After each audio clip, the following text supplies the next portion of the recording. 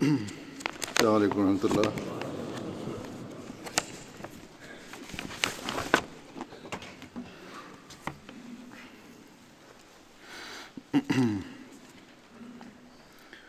أشهد أن لا إله إلا الله وحده لا شريك له وأشهد أن محمدا عبده ورسوله أما بعد فأعوذ بالله من الشيطان الرجيم بسم الله الرحمن الرحيم الحمد لله رب العالمين الرحمن الرحيم مالك يوم الدين إياك نعبد وإياك نستعين اهدنا الصراط المستقيم صراط الذين أنعمت عليهم غير المغضوب عليهم ولا الضالين.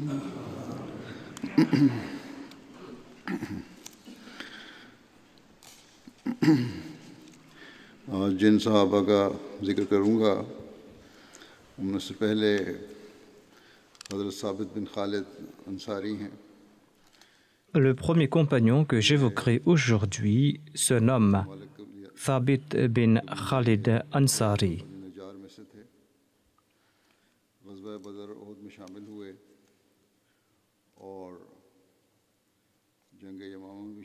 Il était un membre du clan Banu Malik de la tribu Banu Najjar. Il avait participé à la bataille de Badr, à la bataille d'Uhud et à la bataille de Yamama, et il est tombé en martyr lors de la bataille de Yamama. Selon certains, il était tombé en martyr à Bir Maouna.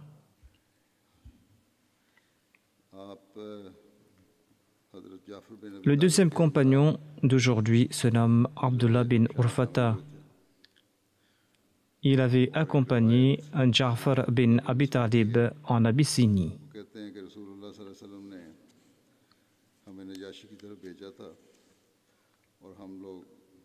Abdullah bin Masoud relate que le saint prophète Mohammed nous a envoyés chez le Négus d'Abyssinie. Et nous étions environ 80 musulmans.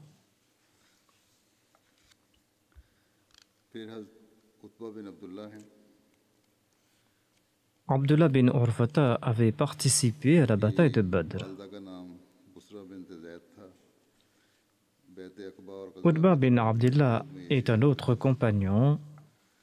Sa mère se nommait Busra bint Zayd. Il avait participé à la bataille d'Aqaba et à la bataille de Badr et d'Uhud. Qais bin Abi Sa'sa était un Ansari. Son père se nommait Amr bin Zayd, mais il était plus connu sous son nom d'emprunt Abu Sa'sa. La mère de Qais se nommait Shayba bint Asim. Qais avait participé à la Bay'a d'Aqaba en compagnie de 70 Ansar. Il avait aussi participé aux batailles de Badr et d'Uhud.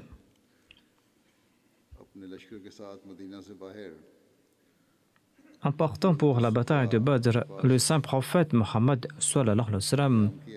avait campé avec son armée au lieu dit Buyut Suqya. Et le saint prophète Mohammed lui a renvoyé à Médine les enfants en bas âge qu'il avait accompagnés par engouement.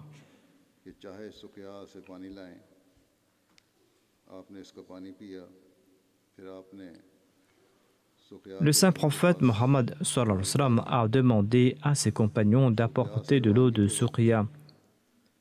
Il en a bu et ensuite il a accompli la salat tout près des habitations de Suqya. En quittant ce lieu, le saint prophète Mohammed lui a demandé à Qais bin Abi Sarsa de dénombrer les soldats musulmans.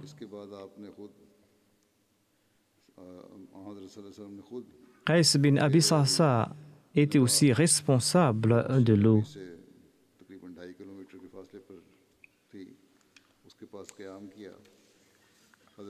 Par la suite, le saint prophète Mohammed lui a campé à Bir Abi Inaba, situé à environ 2,5 km de sa mosquée.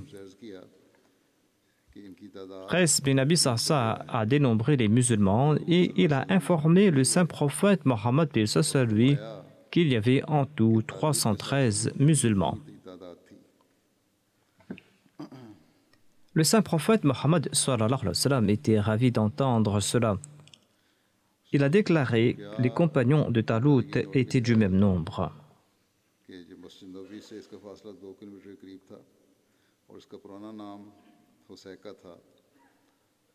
Le lieu dit Suqya se situe environ 2 km de la mosquée du saint prophète Mohammed lui. Son nom ancien était Husayka. Khalad relate que le saint prophète Mohammed lui l'a renommé Suqya. Il ajoute: j'ai voulu acheter ce lieu, mais Sa'd bin Abi Waqqas l'avait fait avant moi au prix de 2 chameaux. Selon d'autres, il avait acheté ce puits au prix de 280 dirhams. Quand le saint prophète Mohammed lui en a eu connaissance, il a déclaré que cet achat était très profitable.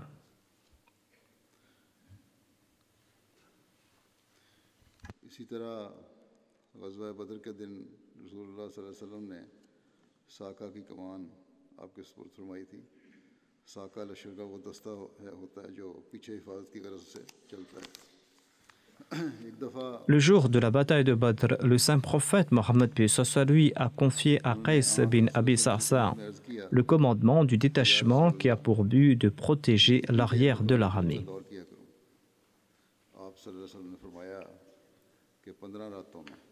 Une fois, Qais bin Abi Sarsa a demandé au saint prophète Mohammed lui, ô envoyé d'Allah, en combien de temps dois-je compléter la lecture du Saint-Coran?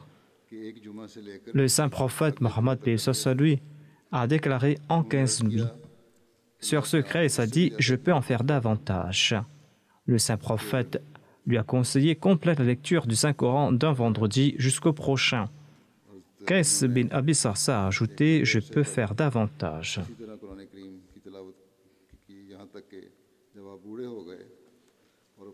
Qais a récité le Saint-Coran de cette manière pour une très longue période. Et une fois atteint la vieillesse, et quand il commençait à se panser les yeux, il complétait la lecture du Saint-Coran en 15 nuits. Et il disait: si seulement j'avais accepté le conseil du saint prophète Mohammed sallallahu alayhi wa sallam. Qais avait 2 enfants, Al-Faqih et Harith. Leur mère était Umama bint Mu'adh. Qais bin Abi Sarsa n'a pas eu de descendants. Il avait 3 frères. 3 frères qui avaient profité de la proximité du saint prophète Mohammed lui. Mais il n'avait pas participé à la bataille de Badr. Son frère Harith est tombé à martyr à Yamama. Abu Kilab et Jabir bin Abi Sarsa sont tombés à martyr lors de la bataille de Mauta.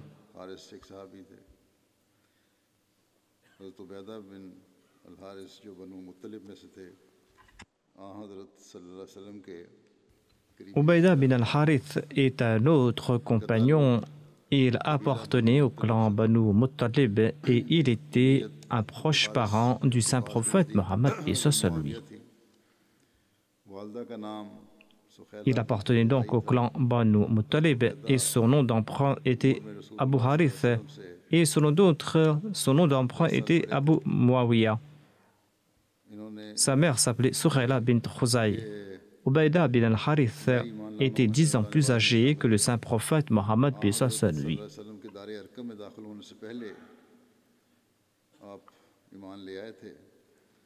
Il était parmi les tout premiers croyants et il avait accepté l'islam avant que le saint prophète Mohammed paix soit lui ne se rende à la Dar al-Arqam.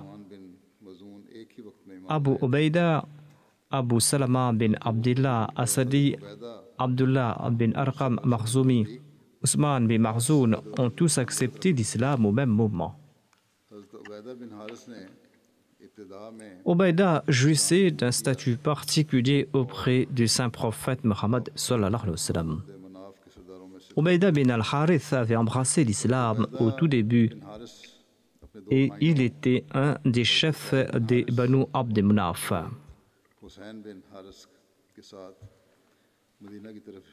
Ubayda bin al-Harith et ses deux frères Tufail bin al-Harith et Hussein bin al-Harith ont émigré à Médine et ils étaient accompagnés lors de leur voyage de Mistah bin Usasa. Avant d'entreprendre le voyage, ils ont décidé de se rencontrer dans la vallée de Najia. Mais Mistah bin Usasa est resté en arrière car il avait été mordu par un serpent. Le lendemain, ils en ont eu la nouvelle et ils sont retournés à la Mecque et ont pris Mistah bin Usasa pour se rendre à Médine. Et à Médine, ils ont logé chez Abdurrahman bin Salama. Le saint prophète Mohammed paix soit lui a établi un lien de fraternité entre Ubayda bin al-Harith et Omer bin al-Humam. Ubayda bin al-Harith et Omer bin al-Humam sont tous deux tombés à martyrs lors de la bataille de Badr. Ses deux frères Tufail bin al-Harith et Hussein bin al-Harith l'avaient accompagné lors de la bataille de Badr. Une fois à Médine, le saint prophète Mohammed paix soit lui avait adopté certaines mesures afin de se protéger des mécréants et afin d'assurer la sécurité des musulmans. Cela prouve son savoir-faire politique et sa vision militaire. Hazrat Mirza Bashir Ahmad Sahib, dans sa Sirat Khatam al-Nabiyyin, en fait mention en ces termes. Il déclare « L'histoire témoigne que le saint prophète Mohammed paix soit lui a envoyé la toute première expédition musulmane sous la direction d'Abu Ubayda bin al-Harith. Son détachement a rencontré un groupe dirigé par Ikrama bin Abi Jahala. Deux musulmans faibles accompagnaient les Qurayshites et ils ont pu s'échapper des Qurayshites et rejoindre les musulmans. Le récit relate que lors de cette campagne, quand les musulmans ont rencontré l'armée des Qurayshites, deux personnes, à savoir Miqdad bin Amr et Utba bin Ghazwan, qui étaient les alliés des Banu Zahra et des Banu Nawfal respectivement, ces deux musulmans ont pris la fuite. Ils ont quitté les idolâtres et ont rejoint les musulmans. Ils étaient des musulmans et avaient l'intention de rejoindre les musulmans sous le couvert des Qurayshites. L'un des objectifs du saint prophète Mohammed paix soit lui en envoyant ces expéditions était également de permettre à ces personnes de se libérer des Qurayshites tyranniques et de rejoindre les musulmans. 8 mois après l'hégire, le saint prophète Mohammed paix soit lui envoya Ubayda bin al-Harith avec un corps expéditionnaire de 60 ou 80 cavaliers. Le saint prophète paix soit lui attacha un drapeau blanc que porta Mistah bin Usasa. L'objectif de cette expédition était d'arrêter une caravane commerciale quraïchite qui avait pour chef Abu Sufyan. Certains disent que le chef de cette caravane était Ikrama bin Abu Jahl. D'autres disent qu'il s'agissait de Miqraz bin Hafs. Cette caravane commerciale des mécréants comprenait 200 individus. Les compagnons l'ont rattrapé dans la vallée de Rabiq. Cette vallée, qui est aussi connu comme Wardan. Les deux belligérants se lancèrent des flèches sans livrer bataille ou sans se mettre en rang pour le combat. Sa'd bin Abi Waqqas était le tout premier compagnon à décocher une flèche de la part des musulmans. C'était d'ailleurs la toute première flèche envoyée de la part de l'islam. Miqdad bin Aswad et Uyayna bin Ghazwan et Ibn Hisham et Tabri disent qu'il s'agissait en fait de Utba bin Ghazwan.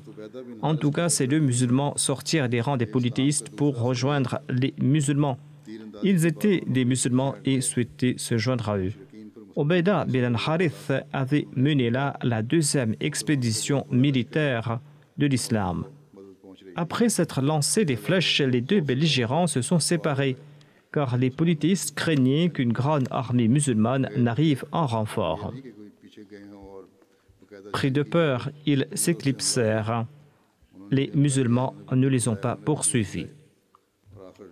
Ils se sont attaqués à coups de flèches et ripostés. Et quand les mécréants ont reculé, les musulmans ont rebroussé chemin et ne les ont pas poursuivis. Hazrat Mirza Bashir Ahmad Sahib écrit dans sa biographie du saint prophète Mohammed lui. À son retour de la Ghazwa de Wardan au cours du mois de Rabiul Awwal, le saint prophète Mohammed lui dépêcha une expédition de muhajirin composée de 70 hommes montés à chameau et sous la houlette d'Ubayda bin al-Harith Muttalib. L'objectif de cette campagne était également de prévenir les attaques des Qurayshites de la Mecque. Quand Ubayda et ses compagnons parcoururent quelques distances et arrivèrent tout près de Thaniyatul Marwa, ils remarquèrent soudainement 200 jeunes hommes armés de la part des Quraysh qui campaient là sous le commandement d'Ikrama bin Abi Jahl. Les deux belligérants se firent face et quelques flèches furent décochées lors d'une confrontation. Cependant, ce groupe d'idolâtres se retira, craignant que les musulmans avaient probablement caché des renforts à leur disposition. Les musulmans ne les ont pas poursuivis. Deux membres de l'armée des idolâtres, notamment Miqdad bin Amr et Utba bin Ghazwan, s'enfuirent du commandement d'Ikrama bin Abi Jahl et ils rejoignirent les musulmans. Ils avaient accompagné les Qurayshites avec le but précis de rejoindre les musulmans dès que l'occasion se présentera. Ils étaient musulmans de cœur, mais ils ne pouvaient pas émigrer par peur des Qurayshites. De plus, il est possible que cet événement avait fait perdre courage aux idolâtres et ils décidèrent de prendre le recul, estimant que c'était là un mauvais présage. L'histoire n'indique pas si cette expédition des Qurayshites, qui n'était certainement pas une caravane commerciale, c'était là un corps expéditionnaire et ils étaient armés. Et d'ailleurs, Ibn Ishaq avait utilisé les mots « grande armée » à propos de cette expédition. Ainsi donc, cette expédition était partie dans cette direction avec un objectif spécifique et leur intention n'était pas favorable. Ils n'avaient pas de bonnes intentions, leur but était de lancer une attaque et c'est pour cette raison que les musulmans ont riposté avec des flèches, car apparemment la première flèche a été lancée par les mécréants. Les polythéistes ont perdu courage et ils s'en allèrent après avoir constaté que les musulmans étaient vigilants et que certains des leurs se sont joints aux musulmans. Un avantage pratique de cette campagne en faveur des musulmans est que 2 âmes musulmanes ont été délivrées de la tyrannie des Qurayshites. Ubayda bin al-Harith avait engagé un duel du côté des musulmans contre Walid bin Utba lors de la bataille de Badr. Selon les hadiths, un verset du Saint-Coran a été révélé à ce propos. Ali déclare que le verset Hadhani khasmani ikhtasamu fi rabbihim concerne ces personnes qui, lors de la bataille de Badr, avaient mené ces duels. notamment Hamza bin Abdul Muttalib, Ali bin Abi Talib, Ubayda bin al-Harith du côté des musulmans, et Utba bin Rabia, Shayba bin Rabia et Walid bin Utba de la part des mécréants. Ce verset se lit ainsi. Voici deux groupes qui se disputèrent au sujet de leur Seigneur. Le verset se dit ainsi. Hadani khasmani ikhtasamu fi rabbihim. فالذين كفروا قطعت لهم ثياب من نار يصب من فوق رؤوسهم الحميم.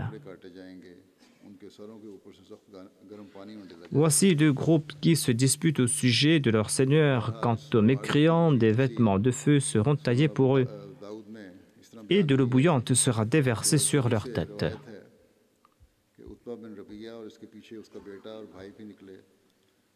Le Sunan Abi Daoud présente des détails concernant ces combats. Ali relate qu'Utba bin Rabia est sorti des rangs accompagné de son fils et de son frère. Il lança dans la direction des musulmans. Qui viendra nous combattre? Plusieurs jeunes Ansar répondirent à leur appel. Utba leur demanda de décliner leur nom et ils répondirent qu'ils étaient des Ansar. Utba leur a dit qu'il n'avait aucun grief contre eux et qu'il était sorti combattre uniquement les fils de son oncle. Le saint prophète a demandé à Hamza et à Ali et à Ubayda bin Harith de s'apprêter au combat. Ali déclare que suite à l'ordre du saint prophète Mohammed lui, Hamza s'est avancé dans la direction d'Utba, Ali vers Shayba, et le combat entre Ubayda bin al-Harith et Walid s'est engagé et ils se sont blessés grièvement. Ali ajoute: nous nous sommes approchés de Walid et nous lui avons donné le coup de grâce. Ensuite, nous avons enlevé Ubayda du champ de bataille. Lors du combat, Utba avait tranché le jarret d'Ubayda.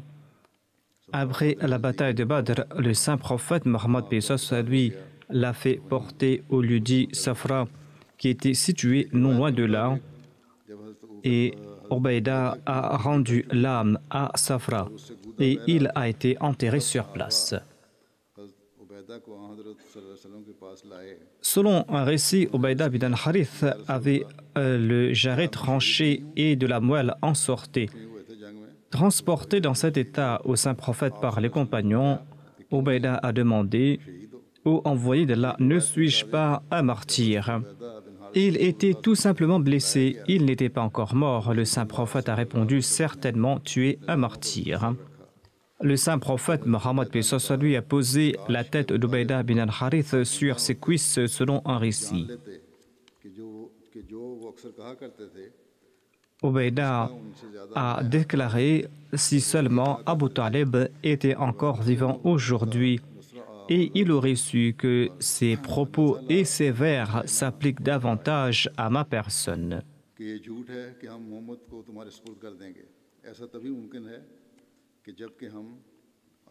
Il disait en effet dans ses vers à propos du saint prophète, paix soit lui: détrompez-vous si vous croyez que nous vous confierons Mohammed sallallahu alayhi wa sallam. Il faudra nous passer sur le corps, il faudra que nous abandonnions nos femmes et nos enfants pour ce faire. Tel était leur sentiment à l'égard du saint prophète Mohammed paix soit lui. Ubayda bin al-Harith est décédé à l'âge de 63 ans. Après avoir évoqué ces quelques compagnons, je souhaite mentionner un ancien serviteur de la Jamaat de l'Indonésie, un Waqf Zindagi et un missionnaire de la communauté. Le défunt s'appelait Sayyidi Aziz Ahmad Sahab et il est décédé le 19 novembre dernier.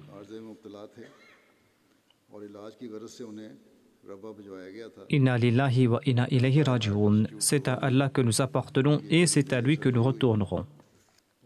Il était atteint de troubles cardiaques graves et il était à la Tahir Heart Institute pour se faire soigner. Et là-bas, à Rabwa, il a subi une opération importante.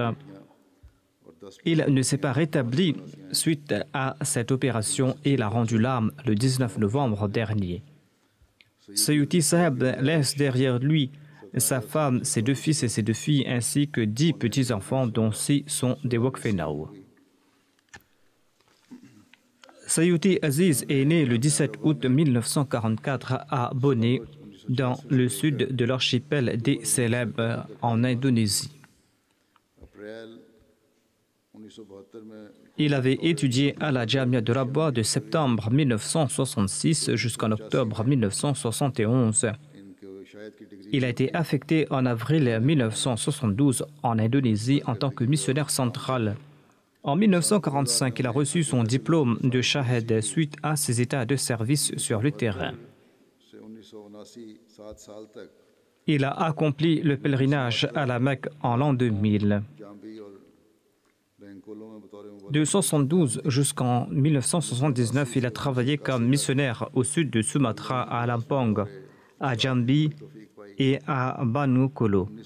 De 1979 à 1981, il a enseigné au Muallimin en Indonésie.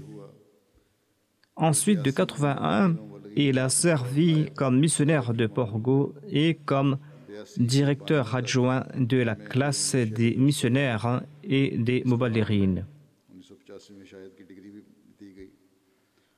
De 1982 jusqu'en 1992, il a été le principal de la Jamia de l'Indonésie. Il avait reçu son diplôme de Shahed en 1985. De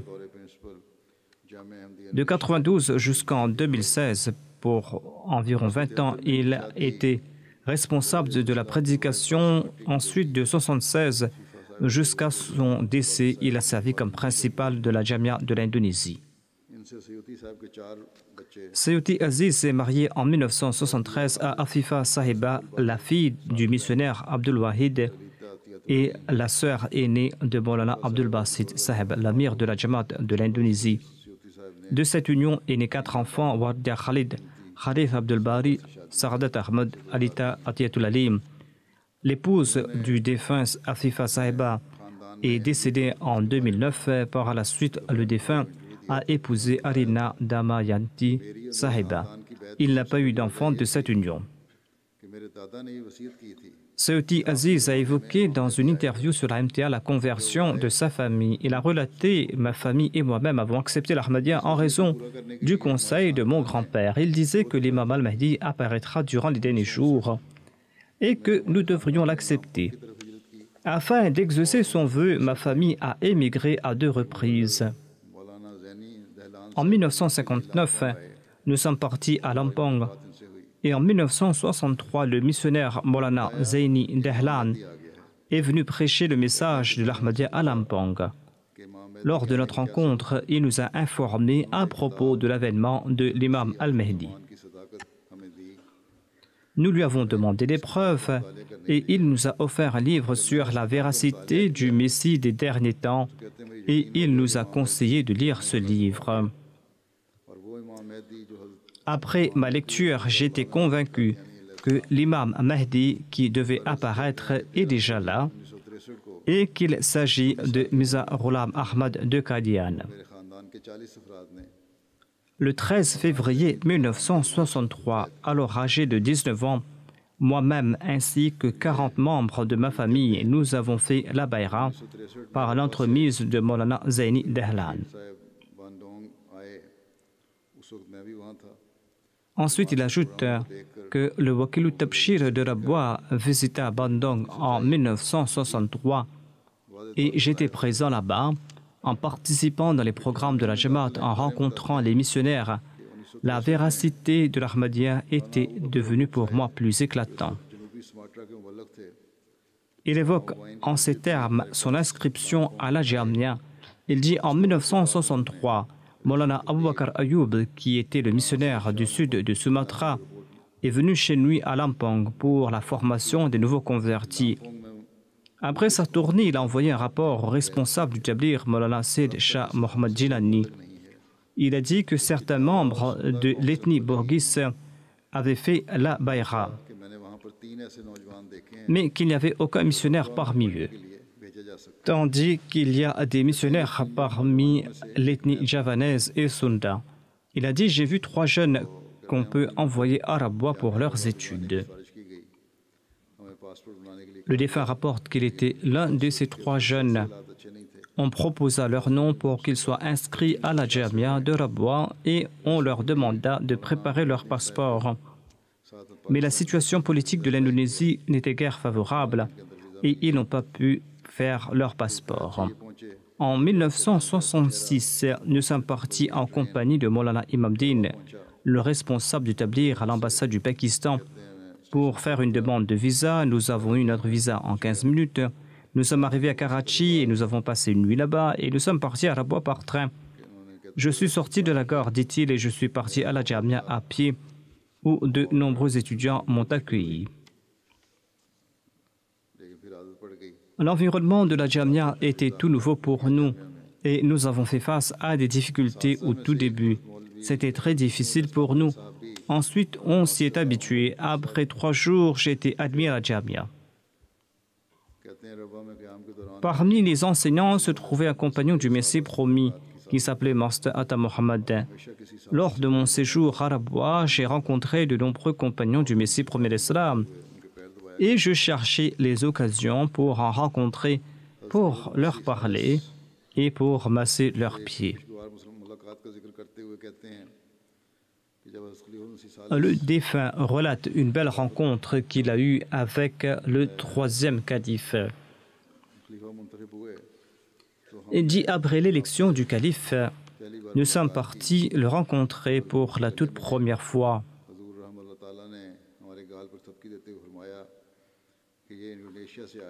Et nous l'avons embrassé.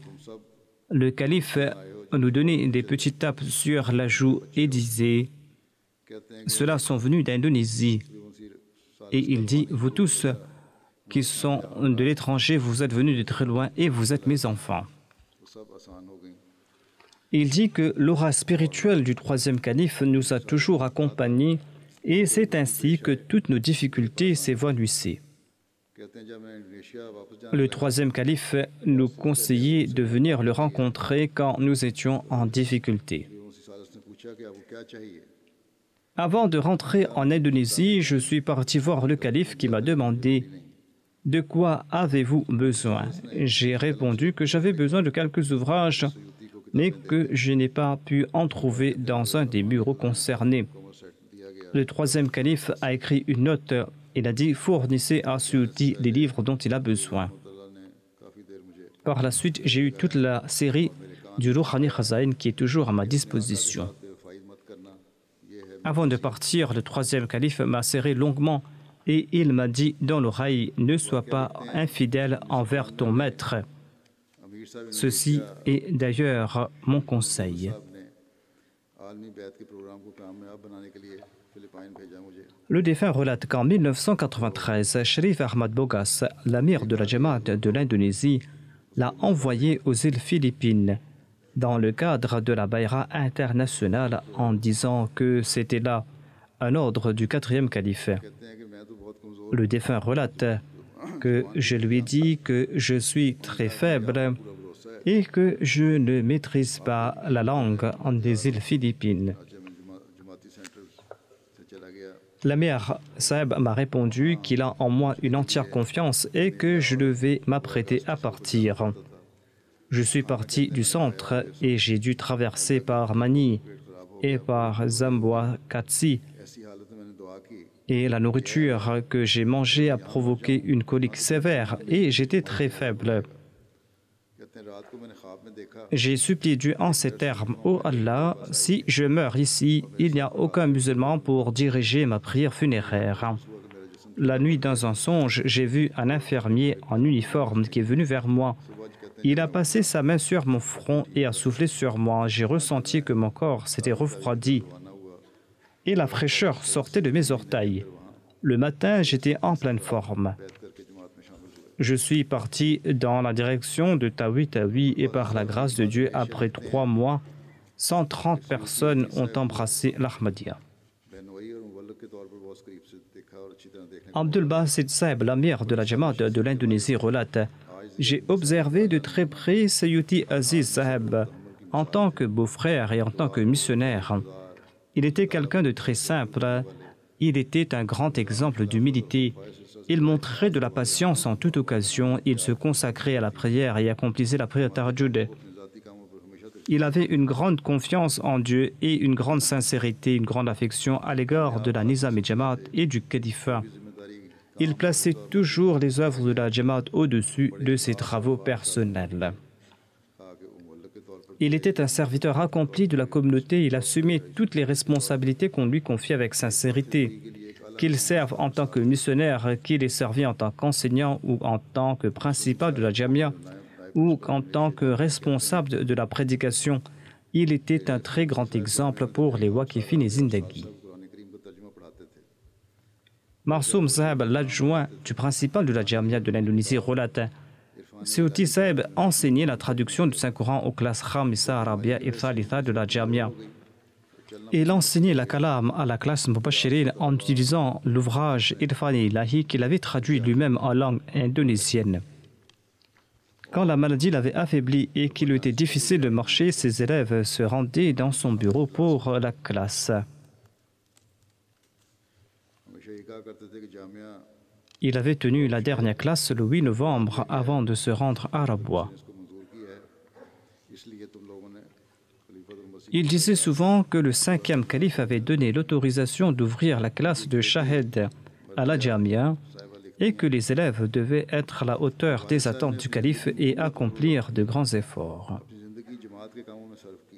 Sa fille Mardia Sahiba relate: Notre père avait dédié toute sa vie à la Jamaat. Il a passé toute sa vie à servir la Jamaat tant et si bien que nous nous sommes promenés très peu. Nous considérions que la vie d'un Waqf Zindagi était telle qu'elle. Et il avait coutume de dire à ses enfants que la totalité du temps d'un Waqf Zindagi appartient à la Jamaat. Sa fille ajoute: En ce qui concerne notre éducation, il n'avait pas pour habitude de prodiguer de grands conseils. Il servait de conseil et nous conseillait par son exemple. Lorsque notre mère est tombée malade, notre père s'est occupé d'elle avec beaucoup de patience. Il faisait lui-même les tâches ménagères. Pendant le mois du Ramadan, il préparait lui-même le repas du matin et celui de la rupture du jeûne. Il ne demandait à personne de l'aide. Il faisait tout de ses propres mains. Son fils Saadat Ahmad écrit: Il s'occupait avec grande patience de notre éducation, mais il nous faisait constamment des rappels au sujet de la Salah. Lorsque nous étions jeunes, à l'heure de la prière, il nous enjoignait de partir à la mosquée, d'accomplir la Salah en congrégation. Si je n'étais pas déjà, il me cherchait partout et m'emmenait avec lui à la mosquée. Il ajoute: Il avait pour coutume de dire: Ne ratez jamais la Salah. Il faudra accomplir la Sunna et il faudra aussi réciter régulièrement le Saint-Coran. Sa fille, Atiyatul Alim, écrit: Notre père disait toujours la vérité, il ne mentait jamais à ses enfants, même dans le cadre d'une plaisanterie. Il ne manquait jamais la prière de Tahajjud et partait toujours à la mosquée pour accomplir la prière en congrégation. Mis à part lorsqu'il était malade, je n'ai jamais vu faire des prières obligatoires à la maison.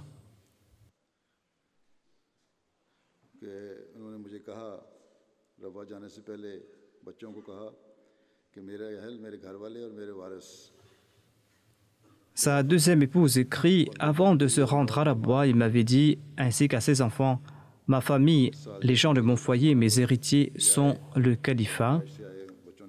Ma vie et ma mort appartiennent à la Jamaat. Cette année-ci, il était venu participer à la Jalsa Salana de l'Allemagne. Il en avait très envie, malgré le fait que ses enfants l'avaient conseillé de ne pas partir en raison de sa maladie. Il disait qu'il voulait rencontrer le calife et d'ailleurs il m'a rencontré. C'était sa dernière rencontre avec moi en Allemagne. Son épouse ajoute qu'il était un excellent mari. J'ai appris de lui l'importance de l'obéissance. Il ne se préoccupait pas de sa santé lorsqu'il travaillait pour la Jamaat.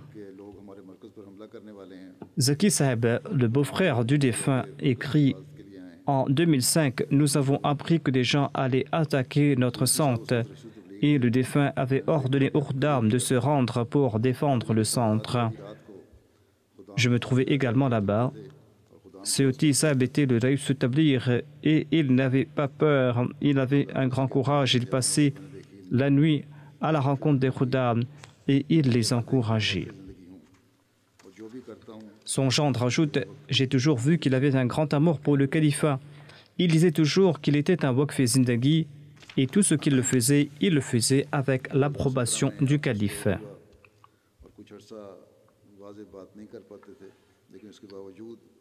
En 2017, le défunt a eu un accident vasculaire cérébral et pendant une longue période, il ne pouvait pas s'exprimer correctement. Mais en dépit de cela, il n'a cessé de lire des ouvrages et il se rendait de manière ou d'une autre à la Jamia pour enseigner aux jeunes. Ahmad Sab, le secrétaire de la Tarbiya, écrit « Lorsque quelqu'un lui prodiguait un bon conseil, il le remerciait sans aucune affectation. Et lorsqu'il rencontrait une difficulté quelconque, il demandait très sincèrement des conseils. » Ahmad Nour Sab écrit « Il vivait modestement, mais il était très digne. Malgré son âge avancé, il participait amplement dans le travail de la Jamaat comme s'il était encore jeune. » Il ajoute que l'un des conseils qu'il prodiguait souvent et que je me souviens est que ne te détourne jamais d'Allah. L'exalté formule tes demandes auprès d'Allah. Il ne rejette jamais les supplications de ses serviteurs. Lorsque j'ai fait mon entretien en fin d'études, il m'a dit en pleurant et d'une voix tremblante, « N'abandonne jamais cette voie. Celui qui abandonne cette voie fait partie de ceux qui subissent de grandes pertes. »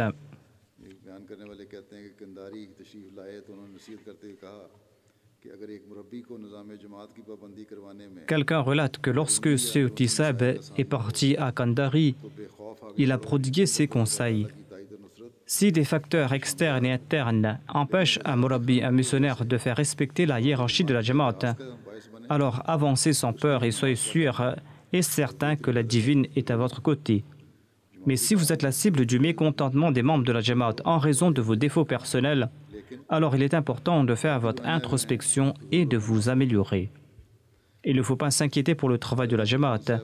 Il faudra placer sa confiance en Dieu si on a de bonnes intentions. Mais si vous avez des faiblesses personnelles, il faudra s'en débarrasser. Khalid Ahmad Khan, le missionnaire, relate « Durant ces années à la Jamia, Seyuti Sab était pour nous un exemple de spiritualité et de moralité. Il faisait toujours la prière en congrégation. Il venait toujours à l'heure à la mosquée, parfois même avant l'heure de la prière. Durant ces derniers jours, en dépit de sa maladie, il était toujours présent pour la Salah. » Le missionnaire Hashim Sahib écrit « Lorsque j'étais à la Jamia, j'ai eu l'opportunité de suivre les cours de Seyuti Sahib. Lors de ces cours, il posait des questions aux étudiants et il les encourageait à répondre. Un jour, il nous a demandé quelle est la plus grande preuve de la véracité de la Jamaat Ahmadiyya. Nous avons répondu à tour de rôle en citant des versets du Saint-Coran, en citant des hadiths. Il a répondu que la plus grande véracité de la Jamaat, c'est ma personne. C'est-à-dire que nous devons nous considérer comme une preuve de la véracité de la Jamaat Ahmadiyya, nous tous en tant qu'Ahmadis. Il a déclaré « Il faut que vous soyez capables de dire que vous êtes une preuve de la véracité de la Jamaat. » C'est ainsi qu'il éduquait les étudiants. Si vous suivez l'Ahmadiyya, c'est-à-dire l'islam véritable, vous serez la plus grande preuve de la véracité de la Jamaat. C'est ainsi qu'il formait les autres. Il écoutait les sermons avec une grande attention. Ensuite, il discutait des points abordés dans mon sermon avec les étudiants. Il s'assurait aussi que les jeunes avaient pris des notes et qu'ils avaient bien compris le message du calife. Il attirait toujours l'attention vers l'obéissance envers le califat. Le missionnaire Shamshuri Mahmoud écrit « Seyuti Sahib était un missionnaire à grand succès. Un jour, il m'a prodigué ce conseil en disant « Après avoir dédié ta vie, ne sois point négligent. Abandonner son waqf revient à sortir de la Jamaat. Garde cela toujours à l'esprit. » Il a réitéré cette phrase et lorsqu'il disait cela, il avait les yeux rouges et les larmes aux yeux. Youssouf Ismaël écrit « Lorsque j'ai été nommé missionnaire régional, je suis parti rencontrer le défunt. Seyuti Sahib était le responsable du tablir. Youssouf Sahib lui a demandé « Pourquoi ai-je été nommé missionnaire régional? J'ai beaucoup de faiblesses et j'ai très peu d'expérience. Je ne suis pas digne d'être missionnaire régional. » Il y a des personnes plus capables que moi. Vous devez les nommer à ma place. Sur ce, il a donné une réponse très simple et claire. Il a dit: qui vous a dit que vous avez été nommé missionnaire régional parce que vous en avez les capacités? Vous avez eu cette responsabilité afin que vous puissiez apprendre, afin que vous soyez imbu du sens de responsabilité. Il ajouta: nous sommes des êtres faibles, nous ne pouvons rien faire. Mais si nous avons un lien solide avec Allah, eh bien, toutes nos tâches seront facilitées. Que tu sois un missionnaire régional ou un simple missionnaire, il faut que tu établisses une relation solide avec Allah l'Exalté. C'est à cette condition que tu auras du succès et que tes tâches seront facilitées. Le directeur général de la MTA, Akhanur Saheb, écrit: un jour, j'étais dans une grande difficulté et j'ai demandé au défunt de prier pour moi. Il ne m'a pas répondu immédiatement, mais ensuite, il a demandé mon numéro de téléphone à quelqu'un le lendemain. Je l'ai rencontré et il m'a demandé: tu m'as écrit pour que je prie pour toi. Est-ce que tu as écrit au calife à ce sujet? Lorsque je lui ai répondu que j'avais écrit au calife, il était très content. Il a dit que c'est ainsi qu'il faut agir. Et des larmes coulaient de ses yeux et son amour pour le califat se manifestait dans sa voix. De même, chaque fois qu'on évoquait le lien avec le califat, il était très ému. Par la grâce d'Allah, le défunt avait fait la wasiya. Il est décédé à Rabwa et sa dépouille a été rapatriée en Indonésie le 23 novembre et il a été enterré à la Maqbara Musian à Parung le 24 novembre. Un grand nombre des membres de la Jamaat ont participé dans sa prière funéraire. Qu'Allah l'Exalté rehausse son rang et qu'il lui accorde un rang élevé au paradis et qu'il accorde une grande patience à tous ses proches et qu'il permette à ses enfants et à sa progéniture de marcher sur ses pas.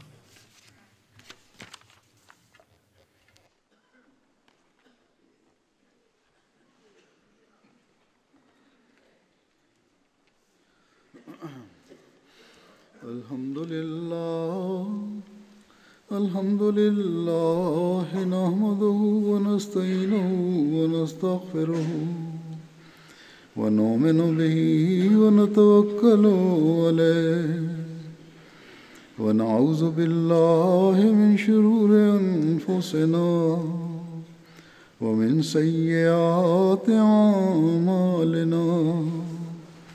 من يهده الله فلا مضل له ومن يضلل فلا هادي له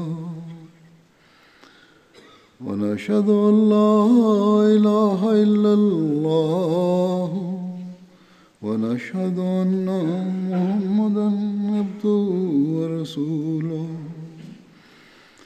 عباد الله رحمكم الله إن الله يأمر بالعدل والإحسان وإيتاء ذي القربى وينهى عن الفحشاء والمنكر والبغي يعظكم لعلكم تذكرون اذكروا الله يذكركم وادعوه يستجب لكم ولذكر الله أكبر.